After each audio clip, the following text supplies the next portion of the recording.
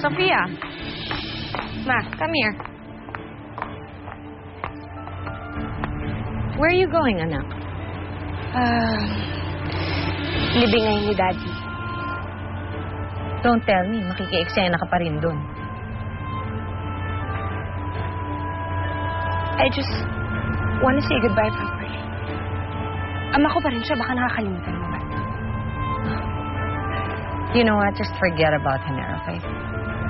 Whatever happened to him, he deserved it. Kahit ano pang ginawa niya sa'yo, he doesn't deserve to die like that. Sinasabi ko lang naman, anak. Mas may pakinabang ka ngayong patay na siya. Oh my God. How could you say that? Well, because of the death of Mr. Henner Montemayor, his 20% share will be divided. Kanino? Sa kanyang asawa, sa kanyang anak.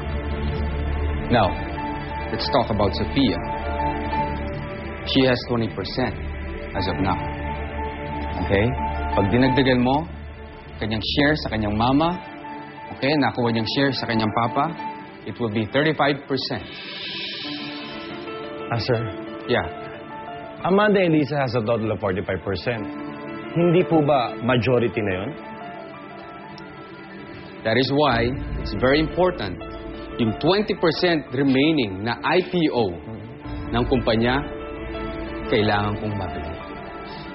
So, if that happens, you can buy my share, Sophia's share. Ilan na? 55%. Galing mo talaga, boss. Nagawa pa ng paraan yan. Well, this is just a theory.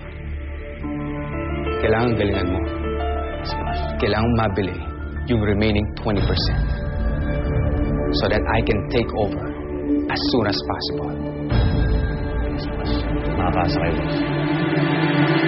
How can you be so heartless, man? Kahit ano pang pakinabang ang makukuha ko sa kanya ngayon.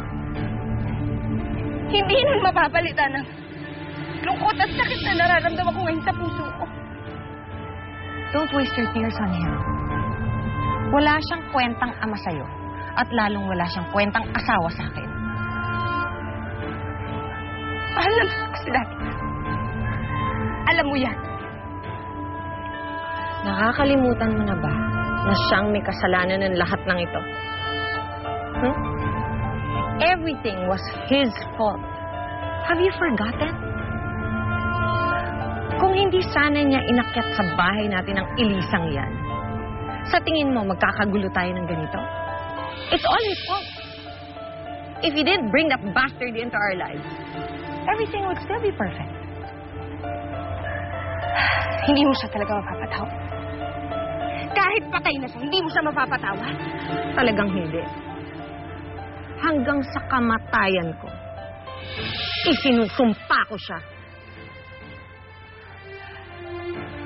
You really did. Baka nga kayo nagpapatay sa kanya. No, Sophia. Hindi totoo yan. I didn't have your father killed. But if I were you, tumingin-tingin ka sa paligid mo dahil nasa tabi mo lang ang tunay na pumatay sa ama mo.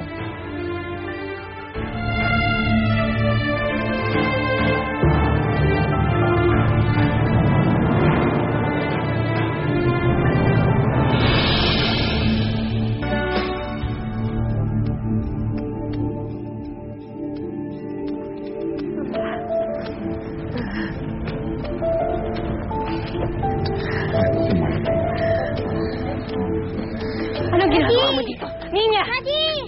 Anong ginagawa mo dito? Lisa, gusto ko lang makiramay. Hindi ko kailangan ng pakikiramay mo. Ilang beses ko ba nasabihin sa'yo na ayoko na makita pagmumukha mo? Dahil sa'yo nawala ang papa ko. Umalis ka na, Michael. Umalis ka na, sabi! Hindi ako aalis. Hindi kita iiwanan dahil alam kong kailangan mo ng suporta ko. Okay lang. Para sa amin ni Ninya, wala ka na. Hindi ka na namin kailangan. Hindi pa rin kita iiwan. Hindi pa rin ako mawawala sa tabi mo, Lisa. Ano ba kailangan ko sabihin para umalis ka na? Lisa, asawa kita. Sumumpa tayo sa harap ng Diyos na na walang anuman o kahit sino mang makapaghiwalay pa sa akin. Eh, paano kung sabihin ko sa'yo na ayoko na? Na ayoko na gusto na kitang hiwalayan. Speaking of Michael, napuntahan mo na ba siya? Yes, nabigay ko na sa kanya yung copy ng petition mo for annulment. Anong sabi niya? Nagalit ba? Hindi nga eh.